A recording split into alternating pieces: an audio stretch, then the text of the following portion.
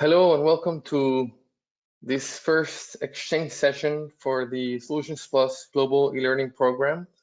Good morning, afternoon, or good night, depending on what part of the world you're joining us from. Thank you so much for being here. As you know, this session takes place within the first course of this learning program. We've been running the course already for almost a couple months. Hope you have enjoyed the lectures, and the goal of this event today is to provide this window, this opportunity for a bit more interaction with the participants of the course, hear your questions, and maybe discuss a little bit about the different contents that have been uploaded in the course. So we would really like to encourage you to participate throughout the event. We're going to be providing some of these opportunities for you to raise your hand and have questions put up on the panelists. So I'm going to explain to you now how to do this, how to participate in the session. How more or less the GoToWebinar works, some technical guidance. So let's do that first, and then I will let you know what the agenda is, and also introduce the panelists and my colleagues on the session organization.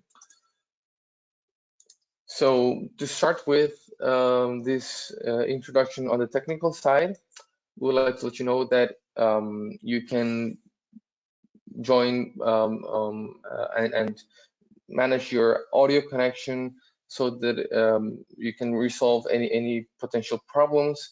You can decide whether to use your own computer audio or change to the phone call option, in which case you can choose from a list of countries and basically call into a number and join the audio that way.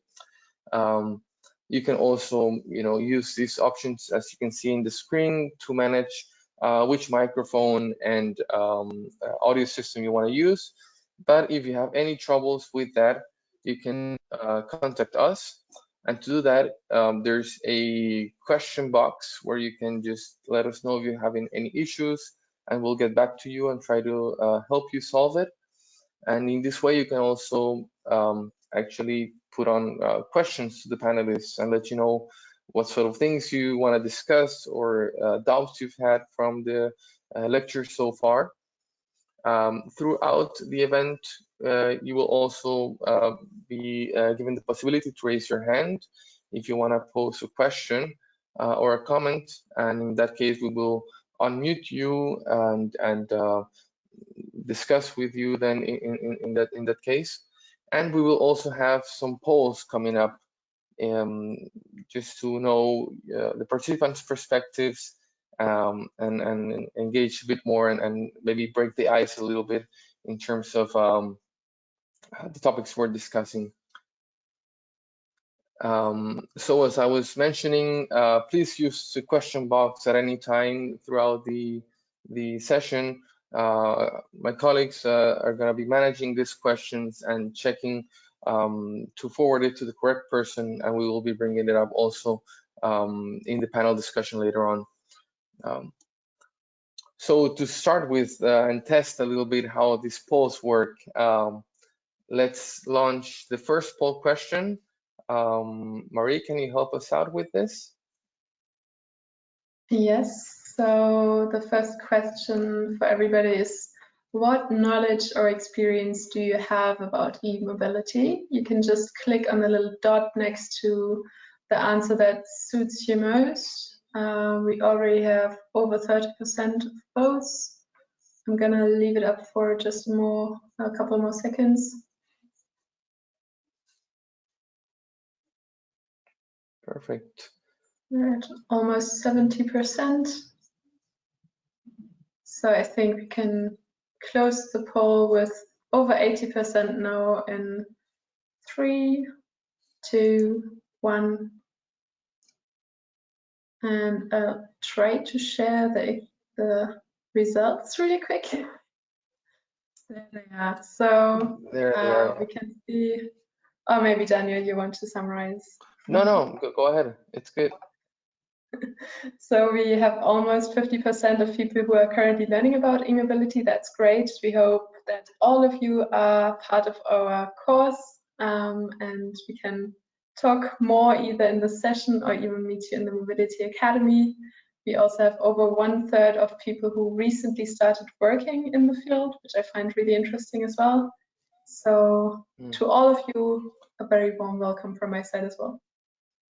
Definitely, that's really great to know. And now we can actually go to the next poll, and this is just we want to check that who our audience is, and hopefully that you are indeed all taking part of the this first e-course of our learning program. And in case you're not, please contact us on the chat box so you can learn how to do so. So let's launch this next poll. So this is fairly easy. Just click yes or no. We'll surely get 100% of participation here.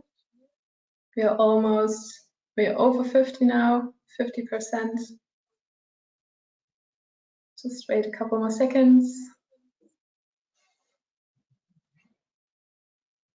And I close the poll in 3, 2, 1. And share the results. So Danielle, no need to worry. Almost 90% of our participants actually are part of our course. And those 13% who are not yet, please do contact us in the chat. We'd love to welcome you in the course as well. Absolutely, that's great to know. And if you're not taking part yet in the course, please know that you're still on time. We've run about half the course already, but you can still participate and join us. The content is available, and those assignments that have already passed, well, you can take part in the ones that are upcoming. Just to let everyone know, Unit 3 launched last week, and we've been uploading some content this week. So please go to the portal today. You'll be able to find 3 new videos and some slides as well. And actually, next week we're going to be launching a next assignment, and this is to evaluate your learning on Unit 2, which ended a couple weeks ago. So hopefully you're going to be receiving a message about that next week. This is going to be a short quiz that you're going to be able to reply on. If you have any trouble with that, also just contact us on the discussion forum, which you already know about. And now let's take a look at the agenda for the day. After this short welcome and introduction, we're going to be hearing about the different regional contexts from our panelists today. They're going to be providing some short presentations to summarize what we learned in Unit 1 about the situations or the conditions in the different parts of the world on e-mobility planning. And this is what we're going to be discussing about today. And then we're going to have a panel discussion where all of you, the attendees, are encouraged to please raise your hand or post questions. Let us know what doubts you have.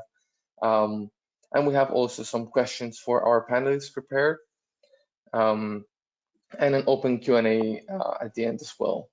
Now, let's introduce our panelists for today. First, we have Judith Ovinga Martins from, actually, I think this is not correct here, from UN Habitat. And let me read out here our mini bios. Yes.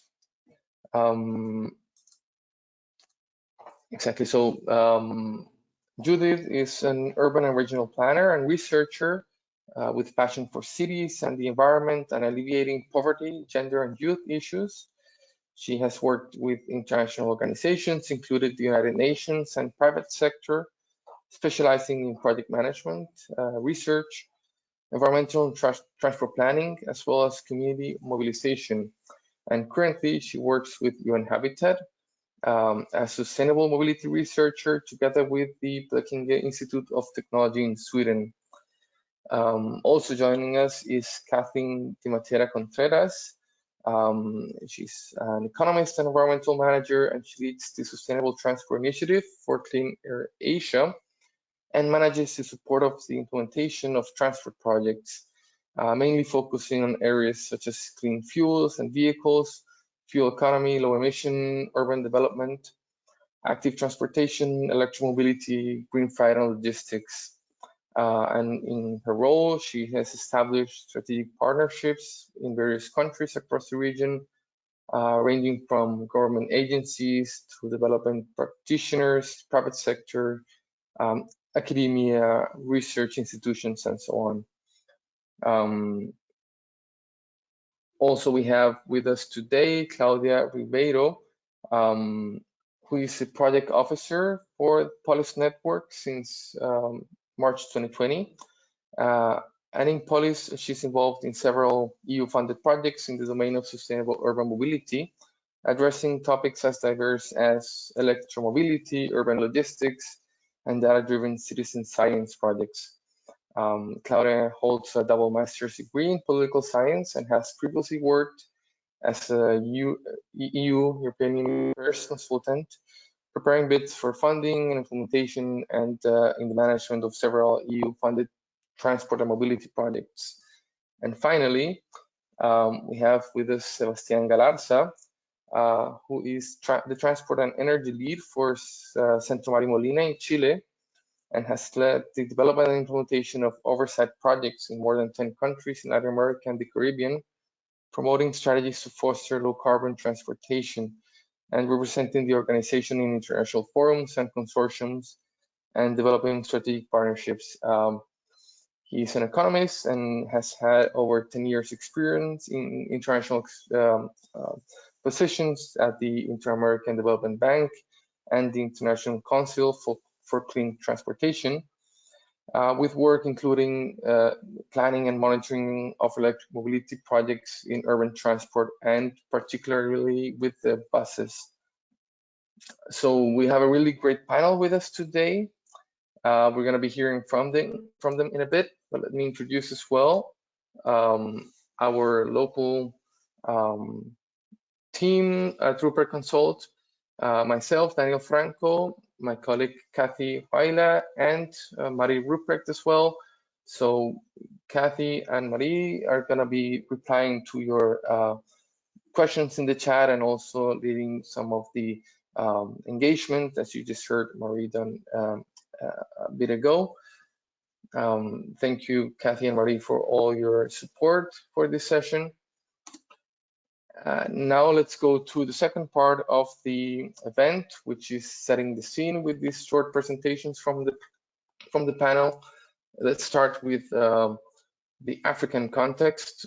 Judith, welcome. If you can turn on your camera and microphone, and let me know to go to the next slides whenever you're ready. The floor is yours. Thanks, Daniel. And the Urban Electric Mobility Initiative is actually an initiative of UN Habitat, so it's quite fine.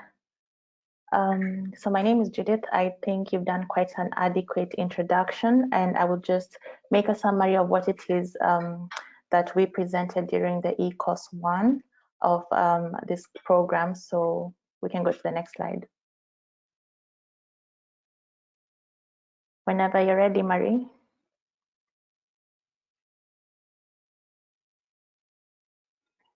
Yes, so before we can begin to discuss electric mobility, we need to understand the sustainability challenge, and that is what you see here on your screen. We are currently in the middle, basically we are slightly below our desired sustainable state, and in this case, we are moving towards a destructive trend if we do not intervene urgently. The reason for this is that the world is currently still very heavily reliant on fossil fuels for a lot of our processes, and in this case our transport sector is still heavily reliant on fossil fuels. The result of this is increased pollution in our cities, which is of course harmful to our health, and also fossil fuels are a limited resource. So where do we want to go? We want to go to the sustainable future, and how we need to get there is by decarbonizing transport. So we need to move away from fossil fuels and switch to renewable energy. And of course, we today are promoting electric mobility, and this will help us get to a sustainable future. Most of the pollution, it's important to say, is actually being experienced in cities.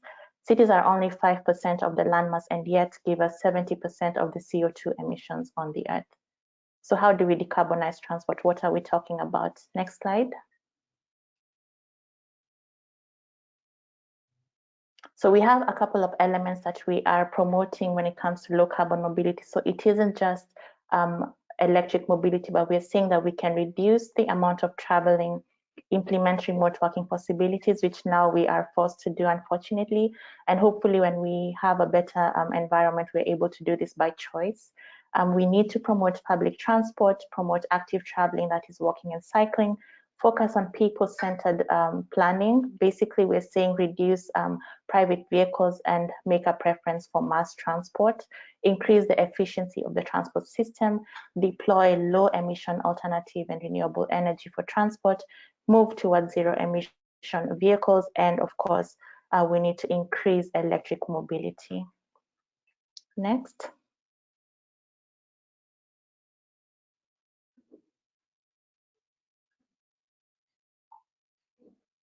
Next slide, Marie. Daniel, are you there?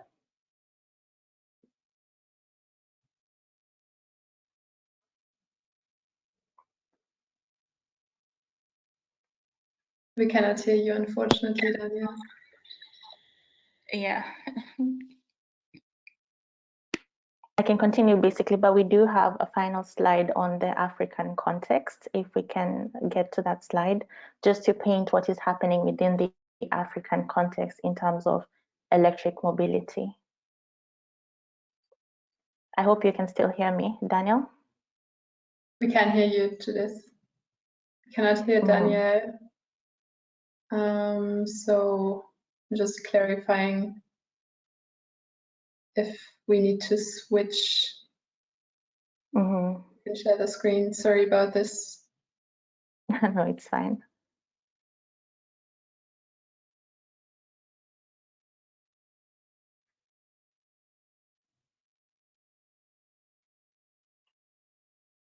So basically, within the African region, of course, we are looking at the 5 regions we have: East Africa, West Africa, Central Africa, South Africa, and Northern Africa.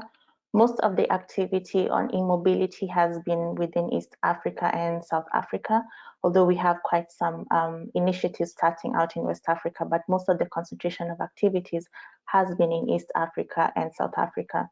In Uganda, we have Kira Motors, who are currently working on electric buses, which is quite interesting. So we have public transport that is seeking to be electrified in Uganda, and this is very important.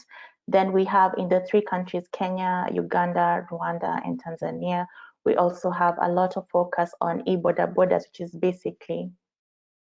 which is basically electric motorcycles.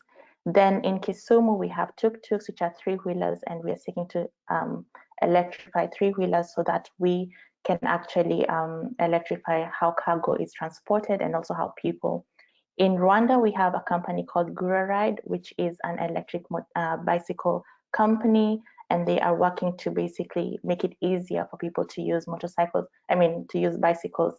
The reason why this is important is Rwanda is quite a hilly place. So the city of Kigali, for example, has very steep slopes, and they're looking to electrify the bicycles, which is quite a staple way of moving in the city, to electrify bicycles so that we can have a better way of moving and an easier way of moving. I think for now that is it. I have more to say, but as we continue, I will talk about it. Thanks, Marie. Thank you, Judith. Sorry again about the tech issue. It's fine. I'm just checking. Daniel just said his connection dropped for a moment, but maybe he's back. Could you let us know? Yeah, I am. Thank you, Marie. Yeah, sorry for the misunderstanding there for a moment.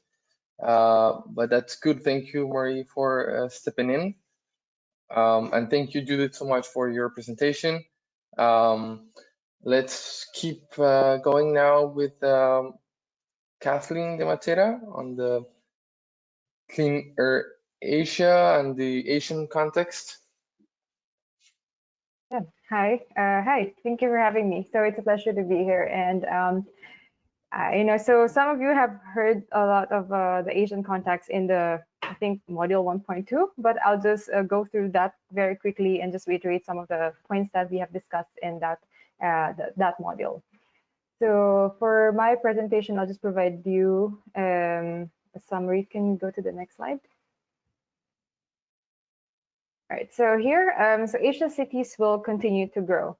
And already we're seeing that the majority of megacities are found in Asia, and we have an increasing number of urban dwellers, which means that we have a large population that are exposed to the poor air quality often found in cities, especially as air pollution burden of Asia is among the highest in the world.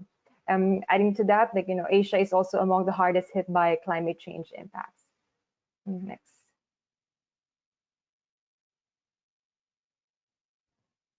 There seems to be a slide lag, but you should see the next slide now. Sorry, Kathleen. No worries. But where is e-mobility coming in Asia? We learned that it's important to understand the fleet composition, the unique characteristics, and the uses of various transport modes. So these are familiar pictures to those who have been to Asia or who are based in Asia. It's important to understand what are the different types and how are people generally using the transport services that are available. What is lacking and what is the culture? In Asia, you're familiar with the diversity of transport modes, 2- and 3-wheelers, and what opportunities should we seize and what do we replace first? So here we highlighted the need for e-mobility to happen not only in the 4-wheelers, 4 or more wheelers, but also looking at the 2- and 3-wheelers and the smaller modes of transport. Next slide. So now going into the recommendations. So while the slide is loading, I'll just keep talking. So there's a need for a holistic energy transition and electric mobility roadmap and planning, because succeeding programs, investments, they should align with that. Next, emission mitigation potential from transforming passenger and goods movement can be greatly realized if electricity fueling them come from renewable energy sources. So of course, they need to be done within the broader context of sustainable mobility. With e-mobility, we apply the same sustainable transport principles of avoid, shift, improve, and I'm happy to talk more about that later. And multi-stakeholder planning and locally suitable innovations in financing schemes and technologies are also crucial for this technology transformation. And it actually should be accelerated now. For example, enhancing the local grid's capacity, capability, and required investments, the smart grids, the key actors in the utilities and energy sector, and having to balance the trade-offs, technologies for user friendliness of new modes. Okay, here we're talking about the drivers and operators themselves, and identifying and developing the capacity of the users. This means that knowledge transfer and training specific to the local context should be enhanced. So thank you. Thanks very much, Kathleen. That was really informative. Absolutely, thank you, Kathleen. That was great. And our next panelist is Claudia Ribeiro. Welcome, Claudia. She's gonna summarize a bit the lectures on the European context. Floor is yours.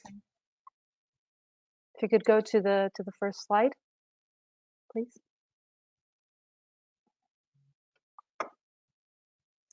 Okay, so hi everyone. My name is Claudia, like Daniel has said, and I work for Polis Network, which is an European network dealing with regions and cities working on transport innovation. So in this first 2 units, we focus on European context, mostly talking about the EU Green Deal. So this is a central transversal policy of the European Union that was launched back in 2019, and that lays out the groundwork for the next decades for achieving climate neutrality. And it touches upon all sectors of activity, from energy to transport, everything imaginable. So this is really the roadmap and the central policy that we have in Europe right now that is hoping to enable us to reach the targets of the Paris Agreement. My other colleagues talked about the challenges that they're facing. The challenges in terms of getting to address the climate crisis are common, more or less, to the entire world. So without going too much in what we call the EU jargon, you can think about this Green Deal as a sort of a roadmap, right? That has different priorities with targets to assess its success. And for each one of these priorities that the Commission has, the European Commission has or will launch an action plan with specific policies and even legal frameworks for the policy deployment in each one of the member states of the European Union. So if you could go to the next slide, please. Yeah, so what does this mean specifically for transport, and even more specifically for e-mobility? So unsurprisingly, transport represents about 25% of the greenhouse gas emissions in the EU. So this deal really wants to tackle this, and it has a quite ambitious target of reducing the transport-related emissions by 90% by 2050. So not fully climate neutral, but quite close. And the idea is to do this through, let's say, a menu of policies that focus on different aspects, from digitalization to, betting on alternative fuels, to betting on multimodality as well. And so recently, in December last year, actually, what we call the Sustainable and Smart Mobility Strategy was launched, and this is then the operational plan for transport, which, as the name indicates, wants it to be sustainable, smart, but also resilient to any future shocks or crises. And specifically on e-mobility, there's a couple of targets here on the slide, and there's many more that we've shared also during the lectures. There are really big ambitions. One of them I would highlight is wanting to have 30 million zero-emission cars on EU roads by 2030, and in that same year having at least 100 cities becoming fully neutral, fully climate neutral. If you could go to the next slide, please. Yeah, so some key takeaways, right? This is kind of the mindset in Europe right now, at least in terms of policy. So we need to understand that electromobility is important, but it's only one of several pieces of the puzzle for this overall Green Deal and for its ambitions to be successful. So we need to consider that it does matter, e-mobility matters, as a huge untapped potential, but we always have to think about it in combination, in tandem with other different policies and actions, not only in the field of urban mobility planning, but I would say cross-sectorial with other fields and domains of action that have interconnections. But even more so, this Green Deal it's a nice top-down approach to really push forward an e-mobility agenda and a climate-friendly agenda.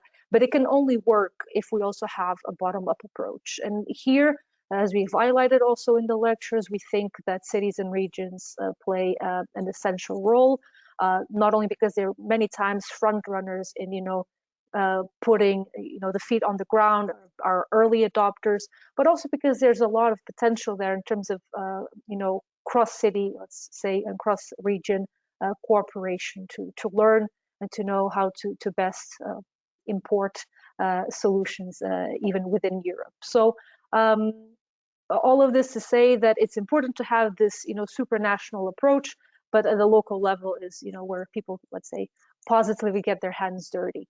So also we mentioned the example of Brussels, where I'm speaking to you from, because they have very different policies focusing on urban mobility, on e-mobility, such as a bet on supporting the electrification of the public transport fleet, together with deployment of more charging infrastructure.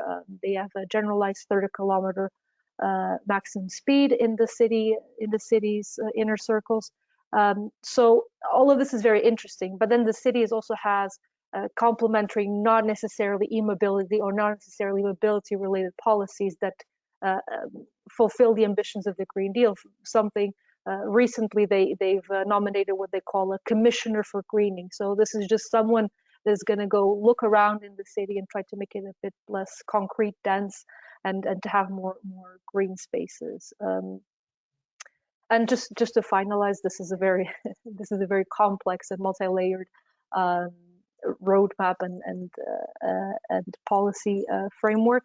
But just to say that whatever is done in the future should have been done before, but in any case, from the future onwards, in terms of e-mobility, is to always account for everyone. So e-mobility must be inclusive, and we must make sure that we include and account for the different needs and even patterns of usage.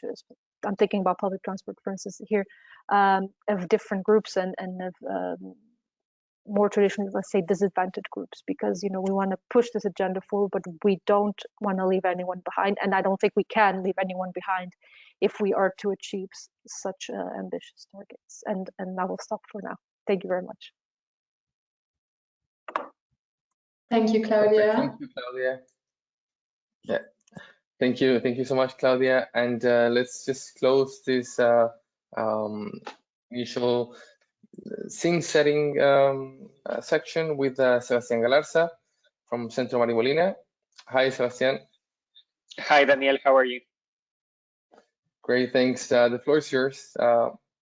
Great. Happy to take off. I'll be very brief in my comments on the slides, so we can move through them quite quickly.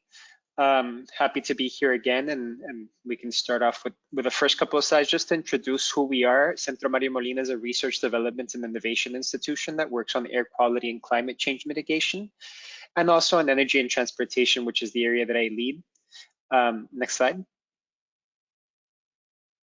Our work focuses in Latin America and the Caribbean with partners such as many other organizations that are present here on this panel today, but focused on developing solutions for Latin America and the Caribbean and adapting solutions for the particularities of these countries. Next slide. I'm going to talk a little bit more about the regional context, what's happening in Latin America in terms of, and the Caribbean in terms of e-mobility, and then some key takeaways. And I hope that the panel session and the questions can delve more into some of these topics, which are quite interesting. Next slide. So what we've seen in the past few years is that countries across Latin America and the Caribbean have adopted incentives and goals to promote electric mobility.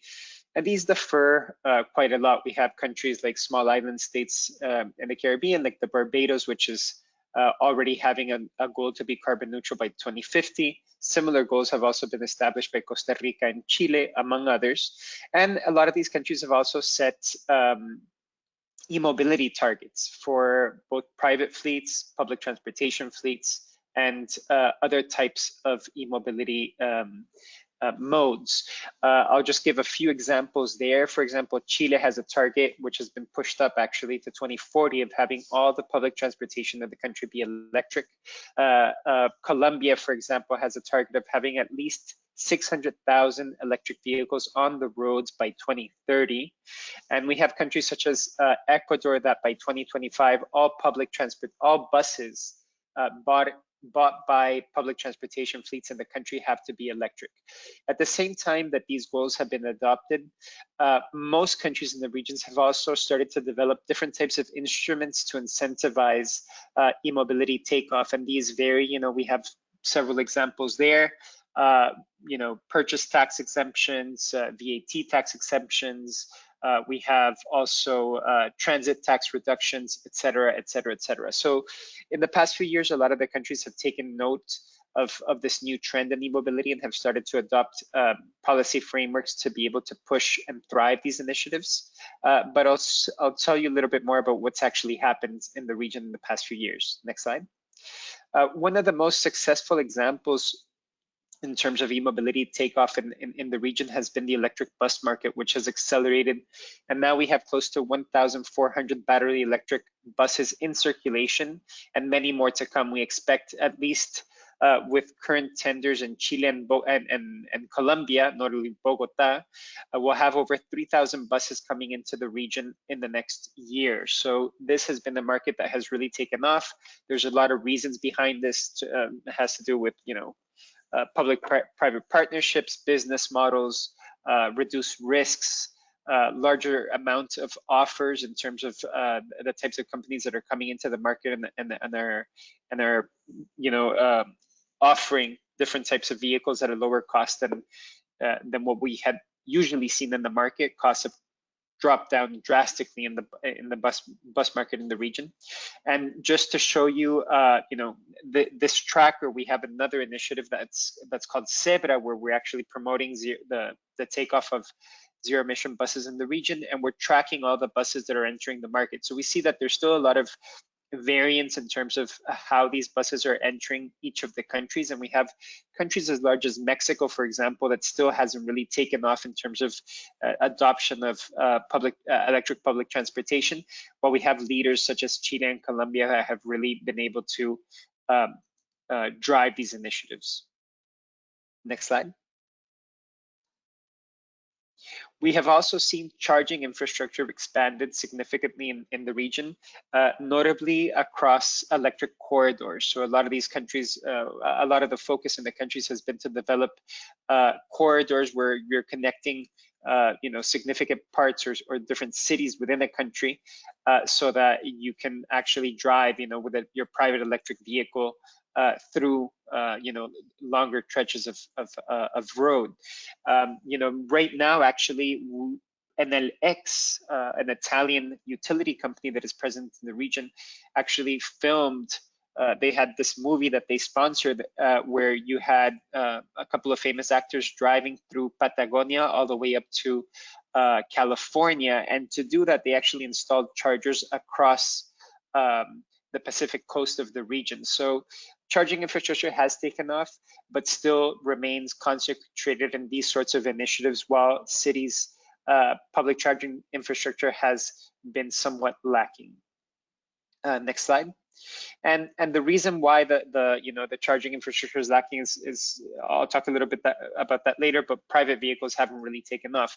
What we've seen, which is great also, is to have different forms of shared electric mobility thrive in these countries. Most countries have either developed or integrated companies that provide shared electric mobility in the form of bicycles and scooters in the region. So we're seeing this as also another form of electric mobility that is also displacing cars, and the pandemic has also showed these trends being strengthened, right?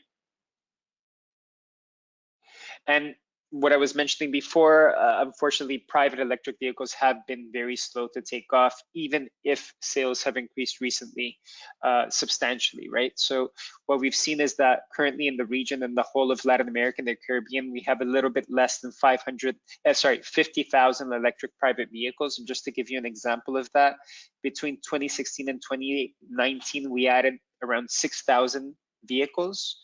Whereas in Chile alone in 2019, we sold 370,000 vehicles. So there's a large gap there to be covered. There's a lot of reasons why this has not happened, but mainly it has to do with the prices of these vehicles being very high relative to what we are seeing as the norm in the country, right? So, for example, the most commonly sold sedans in Chile range in the price of around $6,000–7,000, whereas the cheapest electric sedan is starting at around $25,000 or $26,000. So that gap is very large, and we need to start closing that through different means. Next slide. So just a few takeaways from this experience in Latin America and the Caribbean. Right now, the pandemic has strained a lot of the economies in the region, but a green recovery is more important than ever. And we're seeing that this has taken off in some countries that have still committed to, for example, electrified public transportation, despite income in these in the sector being reduced substantially due to the travel restrictions in place due to the pandemic. But there is a compromise there, and it's something that the countries need to commit to as well. Next slide. And what we're seeing is as a region, we still need to generate consensus in what we need to do in terms to accelerate the technological transition in the transportation sector. This is a roadmap that we developed for UN Environment. I think we published this in 2016 or 2017, describing some of the things that need to happen in the region to see, to truly see an acceleration and adoption of electric mobility. And if you focus on the two first steps, they don't deal necessarily with electric vehicles, but rather on accelerating energy efficiency and eliminating market distortions that still exist in the region. Fossil fuel subsidies still exist, imports of used vehicles still exist, very lax emission and fuel quality standards are in place. CO2 is not recognized as a vehicle emission in most countries in the region. Only a handful recognize CO2 as a vehicle emission. So there's a lot to do still in place to be able to set the stage really for takeoff in the electric vehicle market. And so we have still a lot of work to do. Next slide. So just as a conclusion, in the meantime, what we're seeing is really that electric mobility is consolidating into niches as long as the economic conditions are favorable, and that's why buses have worked so well in the region. The largest city outside of China, the largest electric bus fleet outside of China is currently in Santiago de Chile. The second largest will be in Bogota, and so on and so forth. And so we're seeing, where it makes sense, electric mobility will take off. Taxi fleets are also transitioning, less so, but are also transitioning towards electric. And then we're seeing niches like, for example, the mining sector in Chile, which is recognizing that electrification of some of their operations can actually lead to huge cost savings, and are moving stronger towards those processes. So a lot is still left to do in the region, but the signs are promising, particularly for public transportation. Thank you very much. That's all on my end. Thank you, Sebastian. Thank you. That's a really, really great presentation, very complete.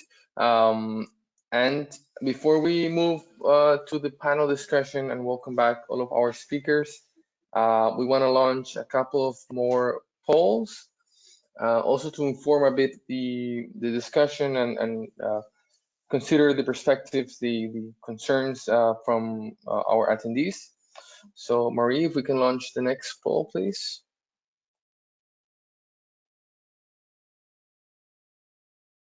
There you go.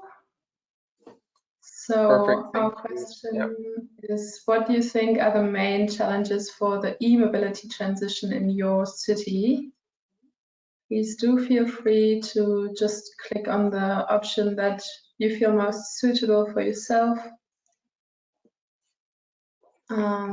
We already have almost over 30%. It's raising quickly. I'll shut up so you can concentrate for a second.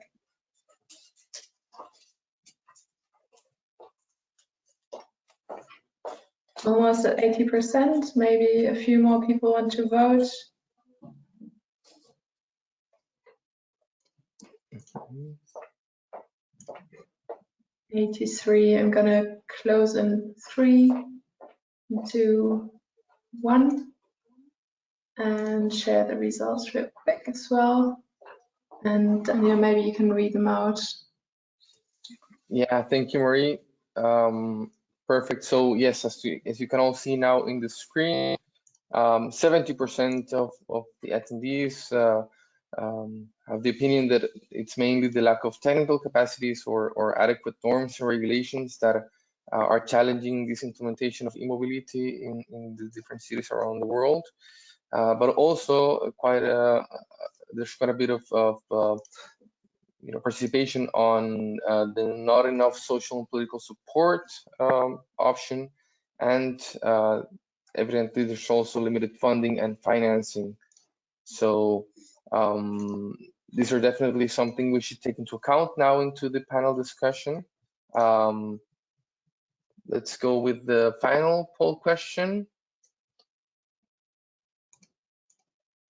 Yeah, I'm just trying to open it, but for a change, my application doesn't seem to work.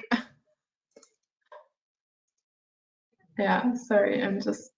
No worries. I think I can also share it seconds. if you agree. Okay, it worked now. So, what do you think are the main opportunities and benefits that e-mobility can offer?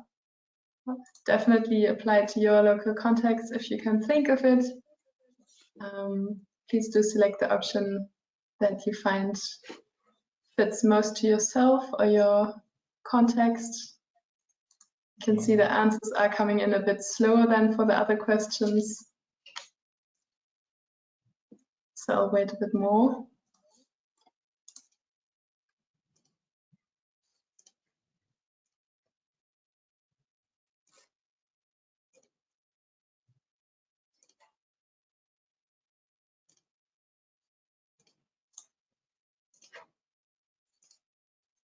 So we have almost 90% now. I closed the poll in 3, 2, 1.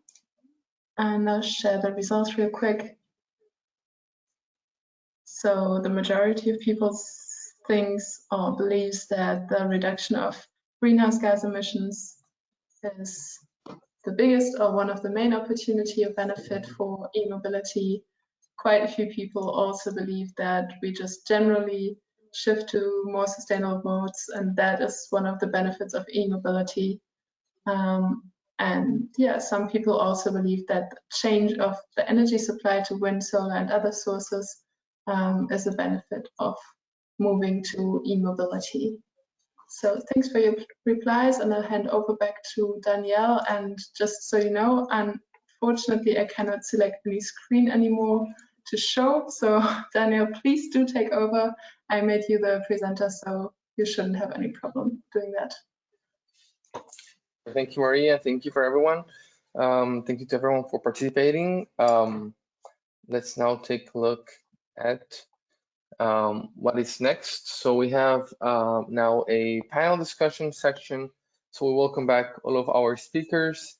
If you can all join us, I'm going to start reading our first questions.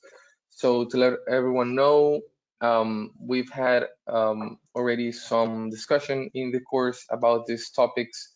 One of the assignments was meant to learn from the perspectives of the different participants across the world, and you know, listen to different ideas on what are the challenges, the opportunities on each of the regions to implement electric mobility.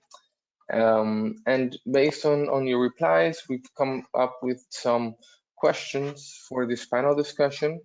Let's now go with the first one, but in the meantime, please feel free to pose additional questions in the chat box and also raise your hands if you'd like to participate. So the first question has to do with this last poll that we had. Okay, what are the benefits or risks of electric mobility implementation? And we saw that greenhouse gas emission was the top chosen one. What are your ideas? What are, in your perspective, what is the biggest contribution that electromobility has on this challenge of decarbonizing transport, and maybe what are also the risks that you can identify if it's not correctly planned? Let's start with Judith. You want to share with us, what do you think? Yeah. Yeah, I think that's a very good answer that the audience gave. But it's very important, as my other colleagues have said, to note that e-mobility is not sustainable on its own overall and must be accompanied by a systemic change from sourcing of raw materials, the supply chain, manufacturing to the final product. So e-mobility on its own, having an electric car, an electric vehicle on its own is not 100% sustainable for the entire system, but it has to be a systemic change. Of course, some of the greatest contributions in terms of reducing emissions, we're talking about less carbon dioxide, we're talking about less particulate matters in cities, we're also talking about less nitrogen oxides in cities. So this is one of the benefits that we do see from electric vehicles. And of course, electric vehicles have been touted to be less noisy. So then we have a decrease again in noise pollution, creation of new jobs, and acceleration towards renewable and alternative sources of energy. So these are, of course, some of the contributions that we do see from e-mobility, but then again, it has to be a systemic change for us to truly realize a sustainable scenario. Thanks, Daniel. Definitely, thank you. And if we keep with the same order we had for the presentations, maybe Kathleen, you want to comment on what Judith just said, and maybe also in the Asian context, what do you see here as key benefits? Yeah, so yeah, I actually agree with what Judith has mentioned earlier. And if we've established that tailpipe emissions can be more readily addressed by electric mobility, but one way to really realize their decarbonization potential if it's done in the broader context of the sustainable mobility. With e-mobility, we apply the same principles of avoiding or reducing the need to travel, meaning we need to integrate this with the land use planning and see how we can reinvigorate or shift developments to reduce the distance that we travel while we're at it. We need to shift people to low carbon transport modes. So we prioritize public transport and 2- and 3-wheelers. At least, this is a very common mode of transport in Asia. And the third, on the improve, it's like we need to improve the efficiencies of and vehicle design and operation and comfort. So on one hand, you have the redesigning of the heavy chassis of our old public transport vehicles in Asia. And on the other hand, you look at the entirety of the transport network, I mean. And that's where a lot of the risk would come in. Like if the entire ecosystem is not really thought through, and if it's not integrated into the usual operations, then it's a bit fragmented. The interventions are a bit fragmented. Thanks. Yeah, absolutely. Thank you. I think definitely one of the main messages from the course so far has been this, push towards a multimodal and user-centered approach for implementing mobility services. Maybe Claudia, want to share also with us what do you think on this topic? Yeah, I mean, my answers won't differ substantially from my colleagues. I think we're all in agreement that e-mobility can play a very important role in terms of reduction of air pollution, particularly in urban areas, and to make our cities cleaner and also quieter, obviously. I think something that is important, or at least in Europe that we see as important, is obviously to try to reduce also our dependency on oil. So that's something that we bear in mind when we talk about e-mobility too. And I think overall, and this is also starting to be, in the political discourse, I think e-mobility is seen again as one of the great opportunities that we have for each one of the European countries to actually meet the targets that they've established for the reduction of the greenhouse emissions. Then, yeah, and again, the course, like you said, is also fostered that a lot, and I think we'll continue to do so in terms of the key message. The integrated approach is essential, of course, but then I think we also need to somehow, I wouldn't say be selective, but to prioritize, right? So in a way, it's perhaps not easier, but more effective if we prioritize the electrification of those vehicles that in itself are going to pollute more, normally because of the type of purpose they serve. So we can talk about public transport and talk about buses, or we can talk about delivery trucks, especially nowadays with the current situation. E-commerce is boosting. Everyone wants to have things delivered at their front door, so we're going to start to see, related pollution there. If I think we have started seeing that already increasing. So, and this, I think, is in a way is associated with one of the risks that I see personally, which is we need to, e-mobility is relevant, but I think it's more relevant for some vehicles than others. And we should not also sell this as, electric vehicles are great, but we should not promote electric mobility as, let's all replace all private cars with EVs, right? Let's not further promote car dependency. So at least in the type of work that we've been doing, also I think in SOLUTIONSplus, I think that message is quite clear. But it is still a risk, because I think overall and outside of these niches, a lot of people see it this way. It's like, okay, we all get our EV cars and then it's fine. But no, but then you have other projects that are also associated with the quality of life, like congestion, for instance, that are not just easily solved by that. So yeah, I would say that is a great risk, in addition to working in silos and not seeing the whole picture. Sometimes it might be a bit complex, but it is really essential. Thank you. Definitely, thank you, Claudia. And Sebastian, also from your presentation, we saw that this has been the case in Latin America a bit, that the implementation has focused mainly on public transport, with many buses taking place in different countries, right? And then you also mentioned some niches like the mining sector, for instance. Do you see this mainly as the main opportunities for decarbonizing transport through e-mobility? Yeah, thank you, Daniel. I think for now, what we'll see in the region is definitely that, focus on niches where it works, where, the business models can be more innovative, where, subsidies can be channeled, as in the case with public transportation, if not directly to technology, it's not directly technology subsidies, subsidies for electric buses per se, but there are subsidies to passengers. So, these systems are heavily subsidized everywhere, but in the region, subsidies are more scarce.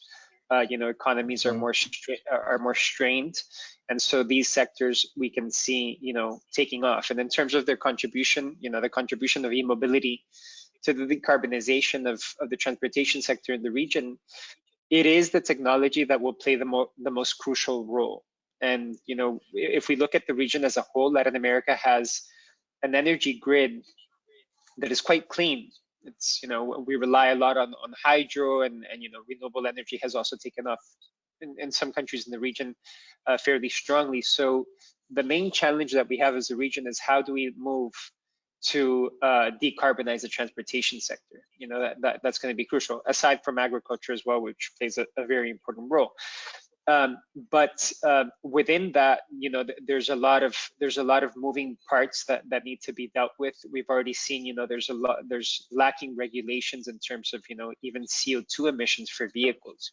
If most countries don't even recognize that CO2 is a vehicle emission, it's very difficult to be promoting, electric vehicles and developing more coherent technology neutral strategies to really lead towards decarbonization. So there's a lot of risk, but there are a lot of opportunities, and in that, the experience of the electrification of electric bus fleets, particularly in Chile, has been really interesting, and sets the mark to what can happen in other sectors as well.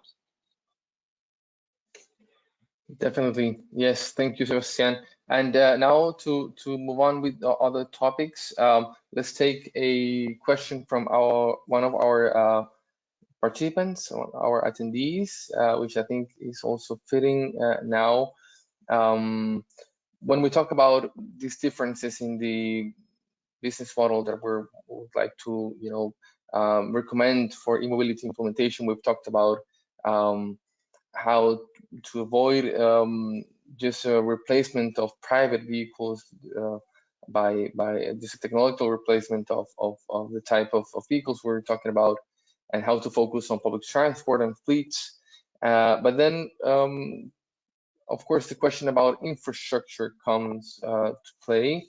What opportunities for infrastructure development, for the scalability of infrastructure development, do you see? Should it be a responsibility of the public or the private sector to implement such infrastructure in the city? And how does this relate to the type of service that would be offered? Basically, if it's on certain corridors, if we're talking about fleets, for instance, or where to focus basically initially.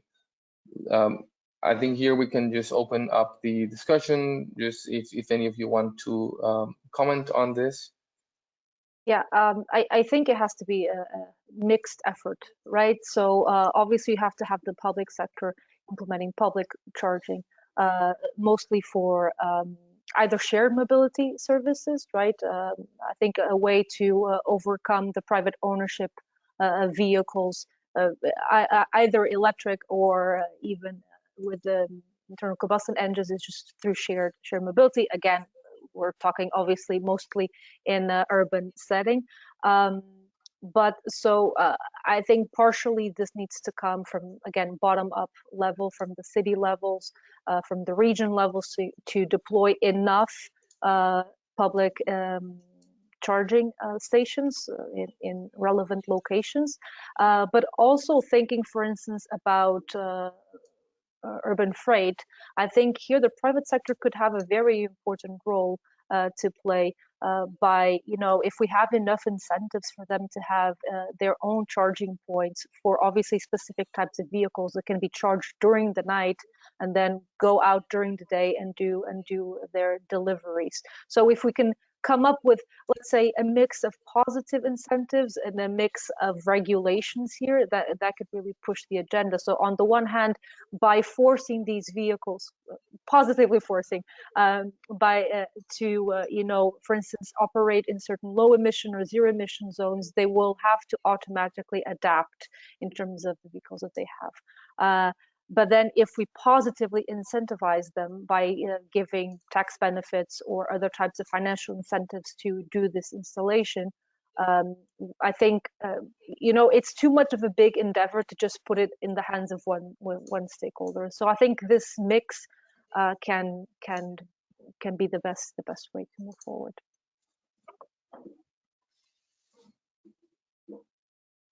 Definitely, yes. Thank you, Claudia. Any other opinions on this topic from our panelists? Yeah, I think I can talk a little bit about the African context. So within the African context, when you look at the players within the mobility sector, they're not necessarily traditional players because we do not have mature systems when it comes to formal public transport, for example. So we have a lot of informality within the public transport system as opposed to very formal, very mature public transport systems. So I do agree with Claudia that it has to be a mixed approach, a private-public partnership, especially within the African context, because you also could experience a lot of backlash from the private sector, who are the ones who are running the public transport system, for example. Already we have seen in some of the cities, they do see the entry of electric vehicles as a threat to the operations that they are running currently. So without consulting these very important stakeholders, then it could actually result in a backlash. So it is important to then include a wide range of stakeholders when implementing e-mobility in the different cities, especially in the African context. And I'm sure it's the same in some of the other contexts here.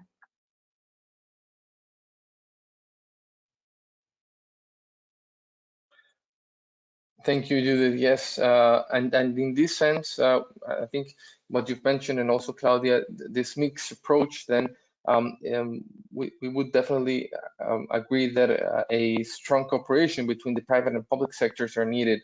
And this was also one of the topics discussed in the lectures of the course, mainly in Unit 2, how to identify this ecosystem, not only within the transport sector, but also with other related fields, for example, the energy sector here now, but also urban planning and so on. So one of the other questions that we had identified in this sense was how to ensure, or what sort of recommendations can we give our audience to steer a good cooperation scheme between these sectors, between the public and the private entities that are involved. What is needed that maybe is missing still, and what sort of things should we avoid?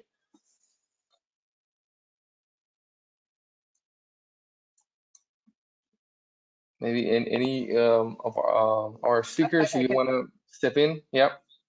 I can just mention briefly, I think the most important thing is to have very clear rules, clear regulations, clear governance structure, so that, all parties know exactly what to expect.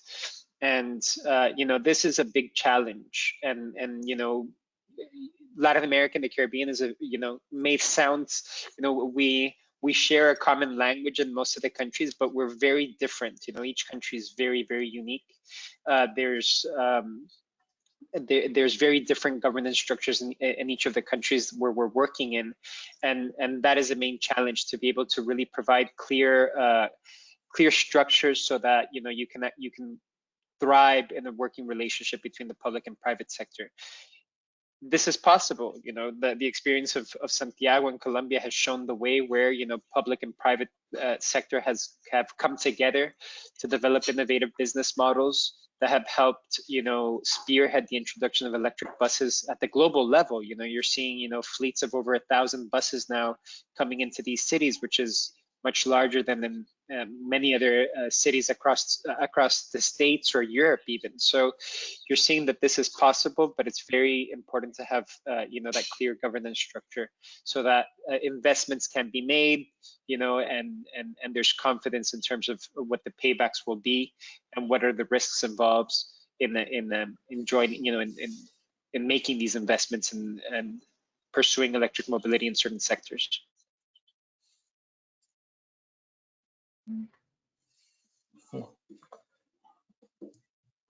Definitely true. And any other perspectives on this matter? I'll just comment briefly on this also.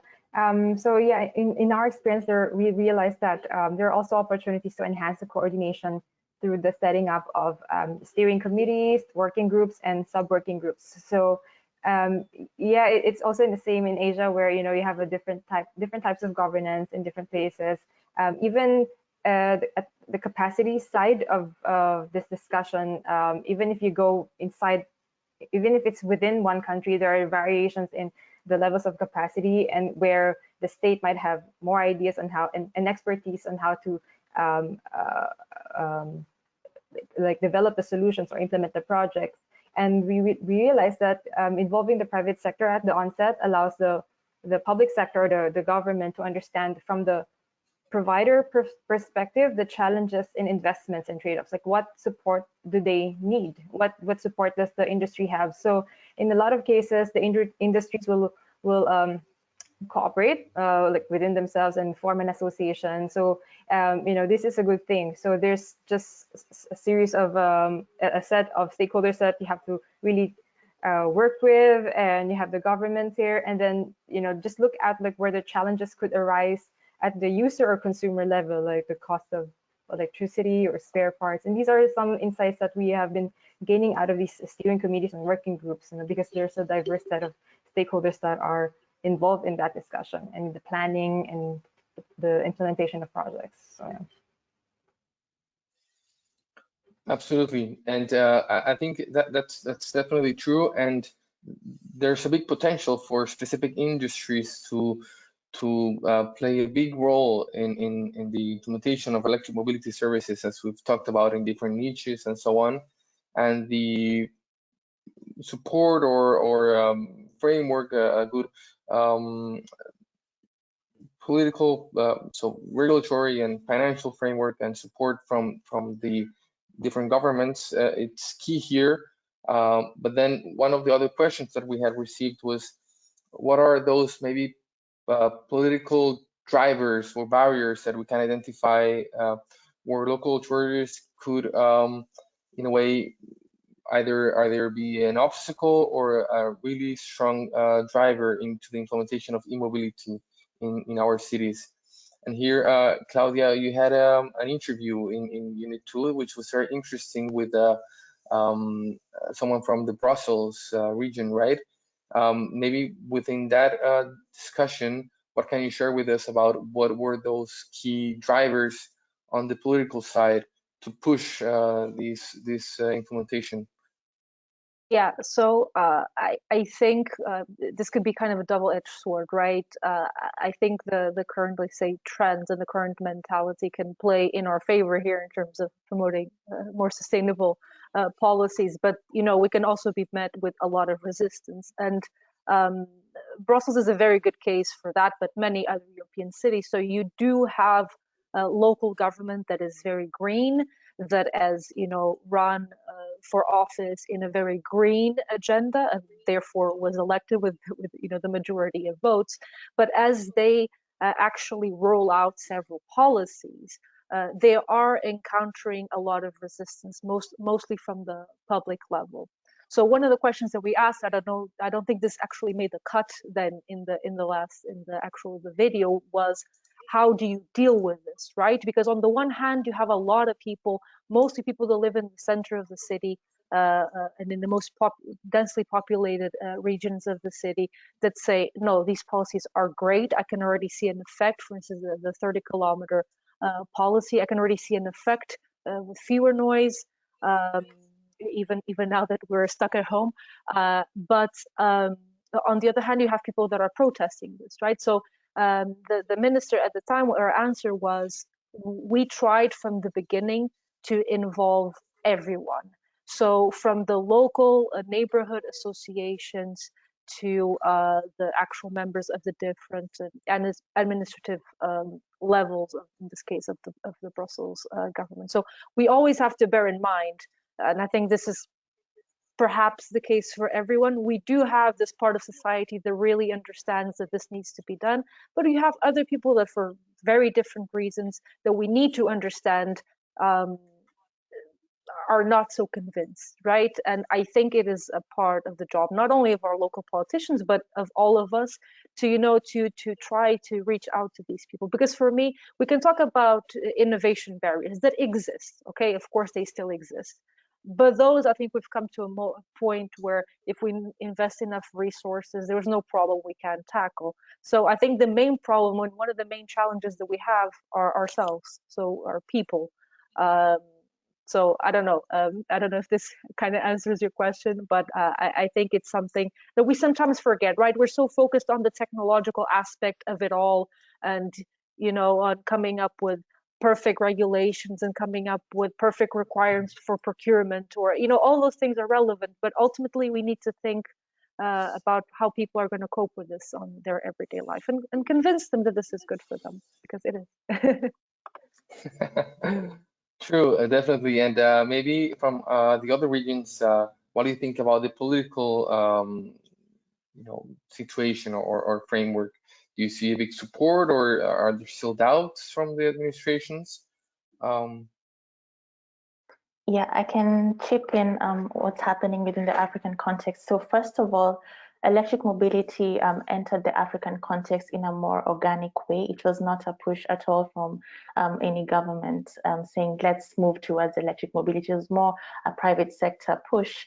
And I remember it started with hybrid cars in some cities like Nairobi. And this was because the taxi drivers wanted to save more on their operation. So they heard about the hybrid vehicles in other parts of the world, and they were like, you know what, we will import these vehicles into the country.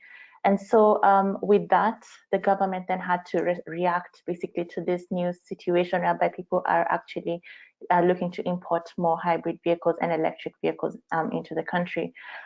So with more awareness being generated in the region, we've seen a reduction in terms of tax, with the government's understanding more the benefits of using electric mobility. We've had countries like Kenya, for example, which have categorized electric vehicles as zero tax when it comes to importing electric vehicles into the country.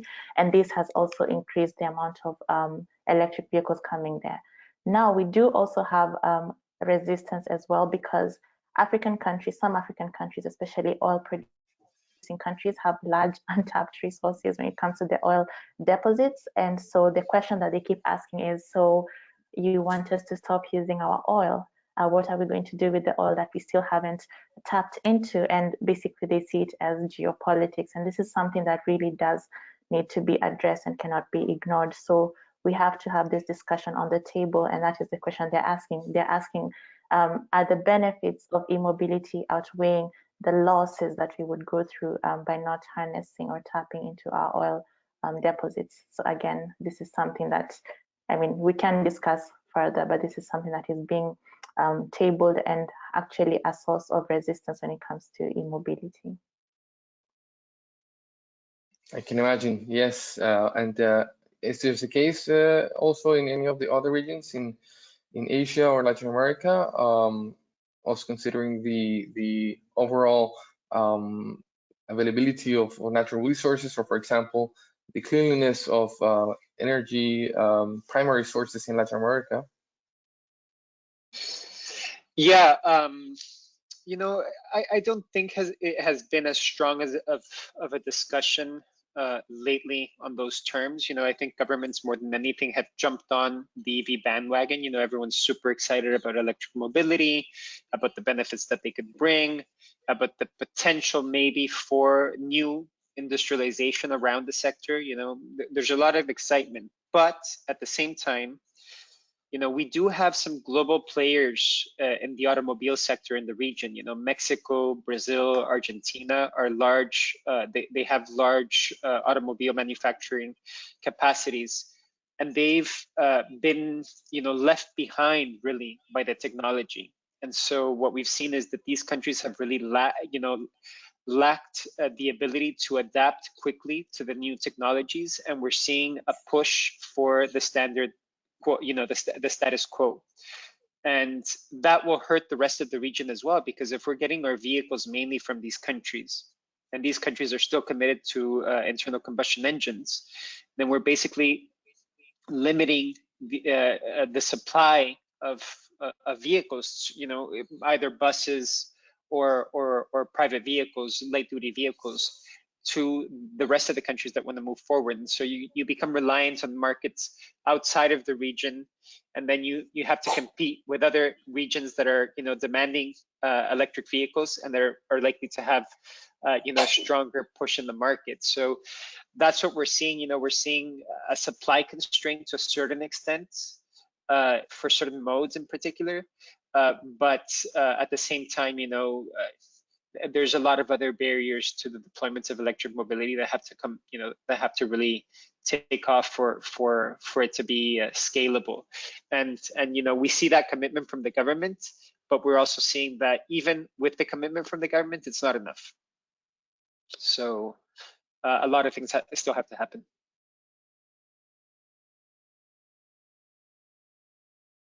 Definitely. Thank you, Sebastian. Maybe Kathy, you want to comment on this topic as well, or Yeah, sure. should we move? Yeah, just briefly, because they've mentioned a lot of really interesting insight that is, I would say, similar or applicable in the Asian context. You know, the public awareness and the capacity are really important barriers to address, and they're one of the areas, they're one of the driving factors, I guess, to the successful uptake of e-mobility. It's also because this is a fairly new technology. I mean, in a way that, you know, this is not just a Euro 4 vehicle, but it's really an entirely new technology with the new set of ecosystem. And you have the economic factors really play a considerable role in this, because it's important to think through the fiscal strategies of the country in the long term. But interestingly, when it comes to demonstrating that leadership, there are actually a lot of pilot demonstrations in different countries now, with some even supported or led by the governments. And there are a lot of startups, and which shows their level of interest in e-mobility deployment, and, you know, helps enhance the visibility.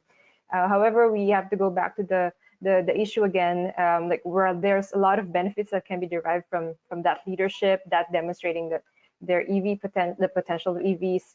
I think there's a need to go back to that socioeconomic and environmental challenges that they have. You know, the many economies still depend considerably on fossil fuels to run the vehicle fleet and empower the industries. There's still a need to revisit in the long-term energy goals, and it's always important to go back to the basic question, like, how do you see your economy moving in 20, 50 years, and how are they powered? I mean, I guess if something is moving and it's not human powered, then you have to think about their energy source. So that really long-term visioning and planning is really something that I think would be quite an interesting factor to really dive deep into.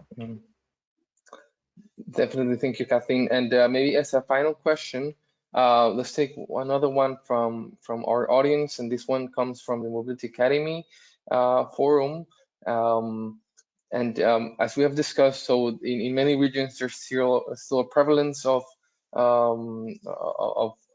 internal combustion engines, and different difficulties on developing electromobility on the individual usage side.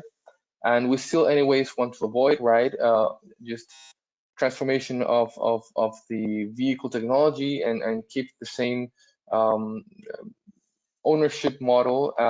So we've talked also in the course about other strategies, right? We've talked about not only now the public transport side, which we've discussed already, but on the individual transport modes, the importance of new trends such as shared economy, light vehicles, micromobility, two-wheelers, and so on, to take the lead on the implementation of electric mobility on the individual side.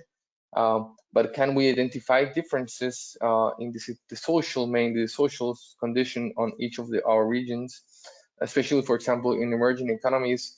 Is there business model that you can see as a potential business model that can be successful for the implementation of such two-wheelers, for instance, or light vehicles? Or maybe if we want to talk about what challenges or opportunities we can find for such business models in each of the regions. I can just mention very briefly, you know, two-wheelers, three-wheelers in Latin America are growing exponentially.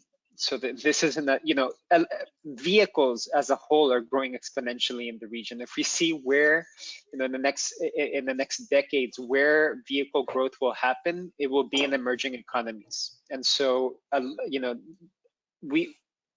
going back to what Claudia was saying, you know, it's impossible to think that we can resolve our transportation problems just by electrifying everything that's coming in. And two-wheelers kind of falls into that category because there's a lot of different concerns with two-wheelers around security mainly that don't really have to do with electrification. However, when we're talking about electrification per se, there are definitely a lot of opportunities because the payback is very quick. And so what we're seeing is which is good as well, is that you know, in a lot of countries, you know, we're getting either supply from places like China with electric two-wheelers that are coming in, or we're seeing local initiatives where, because, you know, it's easier to build, you know, it's easier to make a motorbike or a bicycle than it is to make a car. So we're seeing a lot of local initiatives coming into play in different countries in the region where we're starting to see local supply of these products. So that's really interesting, particularly for bicycles. You know, I think that's something that governments maybe should support more. It hasn't happened yet. You know, there's not really strong support for that mode. But I think there's definitely a business case for that. You know, payback periods are very swift, and they defer. You know, the gap in terms of you know, breaching the capital investment gap is much lower than with other modes of electric mobility. Yeah, and I think I can also jump on that. Yeah, so within the African context as well, we see that the electric two-wheelers, I mean, the fleet is quite significant. And one of the questions we need to answer is, why do we have so many motorcycles in African cities? So whereas in other contexts, people may use motorcycles, for example, for personal use, personal mobility, within the African context, electric motorcycles are a source of employment. In countries like Uganda, for example, the use of motorcycle, it is the second most prevalent employer of the youth after agriculture. So it's quite a significant sector, and it really complements the public transport system. So there is a very strong business case for electrifying motorcycles, because on top of it having a very large motorcycle fleet in African cities, they're also quite polluting. So the first case for moving from, for example, ICE motorcycles to electric motorcycles is the fact that you would reduce emissions significantly in our cities. Then secondly, it would make a very strong economic case for example, we call them boda-bodas, those who are using motorcycles for business purposes. Then they have lower operational costs, and they're able to save and make more money from their source of livelihood, which is the motorcycle. And of course, thirdly, we have reduced noise levels within the cities, and this is yet another strong business case. We also have to talk about the design of the e-motorcycles. So we have the opportunity to have swapping stations and swap the batteries. So for those who are maybe concerned about the longevity of the batteries, then we can have swapping models within developing context, and so that people can have basically can swap their batteries, and therefore we deal with the issue of longevity within their operations. So there is quite a strong business case for electrifying motorcycles within the African context, and I guess in emerging economies.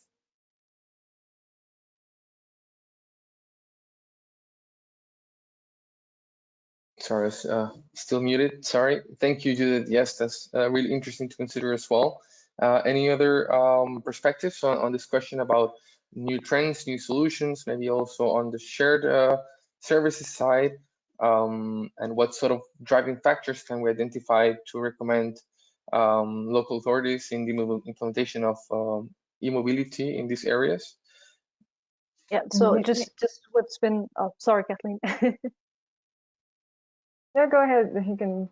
Okay, I'll go very quickly. Just very specifically in Europe and in urban context, right? In the last couple of years, we've been seeing, you know, a lot of movement. We could be talking about e-scooters, e-bikes, shared electric vehicles. Every day, almost, you go on the street and you see a new one. And obviously, this came with the problem, particularly with e-scooters, with the fact that it just kind of appeared on cities. So that was an initial problem, but now that this is starting to be, overcome, and we're, with things like geofencing, we can address the issues associated with parking, for instance. I think for those in particular, I think both public and private are really trying to cooperate more and trying to, really put these as the options as last mile connectivity. Right, so if we somehow we can capitalize on this, I mean, then the debate can be whether, oh, but do you want to integrate these types of services into public transport, or but then you're defeating the purpose of private initiative, right? So I think the discussion is still a bit on that level to kind of find this balance, and then for this kind of shared mobility services, there is still the question of profitability in some cases. As far as I know, not many of these private operators have unfortunately managed to make that much of a profit, but they've also recent. So there's still much to be done. But I think the discussion on Europe, it's more as in looking at these as a last mile kind of solutions, I would say. Thank you, Claudia. Kathleen, you also wanted to participate? Yeah. It's just a really short comment on what also has been mentioned earlier by fellow panelists. In Asia, we have a lot of 2- and 3-wheelers that are used for both passenger and goods transport. And understanding that the large number of EVs could strain electricity grid, etc., some pilots have actually started with the smaller modes in Asia or in public transport, and there's a need to seize that opportunity now. In a way, the pandemic has somewhat disrupted the system and allowed us to revisit and reflect on how we've been designing the cities, what we have been spending on at national level, but also now there's the other question of like, how do we now push employment growth, and how else do we want to move people? What are the other opportunities or other transport modes that we can promote? So we are seeing now that a lot of discussions looking at e-mobility fostering economic and employment opportunities. You have the industry, electric utility sectors, the automotive parts manufacturers, the workshops, and beyond the EVs, beyond just the vehicle, there's the infrastructure, the utility expansion, the installation, operation, and of course the policymakers and experts being engaged in this whole discussion. So yeah, there are a lot of interesting insights that are, I guess, resurfacing now, and people are starting to be more interested in this arena. Thank you, and thank you all for your comments. I think it's been really a great discussion. As the time is coming to an end, I would like to also encourage all of our attendees to let us know in the comments, or just go to Mobility Academy and post in the forum if you have any questions or comments, not only on these topics, but also on the running of the course in general. We'd love to know how your perspective has been, your experience with the portal, whether you've enjoyed watching the lectures or have any recommendations towards the next units that are coming up, and also the next courses, because we're planning further courses coming up in the next months. So just comment now or on the Mobility Academy. Also, we wanted to again remind you that right now unit number 3 is running. This is focused on integrated planning and e-mobility. So on the methodological side, providing some guidelines on how to run a planning process and include and address effectively electromobility. We're talking about some financing schemes, how to successfully organize for e-mobility. And in the next few weeks, we'll also have Unit 4 closing this first e-course. And this unit is focused more on the practical side. How does e-mobility look like on the ground? Some policy measures and incentives that can be implemented to steer this implementation of e-mobility, also discussing charging infrastructure, procurement processes, and finally the communication and promotion of these actions. So please participate, please go to Mobility Academy. Remember that all of the videos are also available in the project's YouTube channel. You can also find them there if it's maybe easier for you to watch them on the go and so on. But we'd love to hear from you. So comment on the forum and let us know if you have any doubts. And just to close, thank you to all of our panelists. You've been great. And we really look forward to maybe having you again in the new exchange session, which we should have by the end of April. Hopefully, this will be by the end of the course, and we'll have a lot of discussion, maybe a bit of a longer discussion to really conclude on what we've seen through those 3 months of course by then. Also, sorry we couldn't cover all of the questions that we received, but there were quite a few. We'll try to keep them in mind and maybe address them through the Mobility Academy forum. And if you keep thinking of more, just let's keep the discussion alive there. Thank you to all of you, Claudia, Judith, Kathleen, and Sebastian. Great having you, and thank you also Maria and Kathy working on the background. See you next time. Bye-bye. Thank you, everybody. Thank you. Bye. Thank you, everyone. Bye-bye. Thank you. Bye. Thanks, everyone. Take care. Take care. Bye-bye.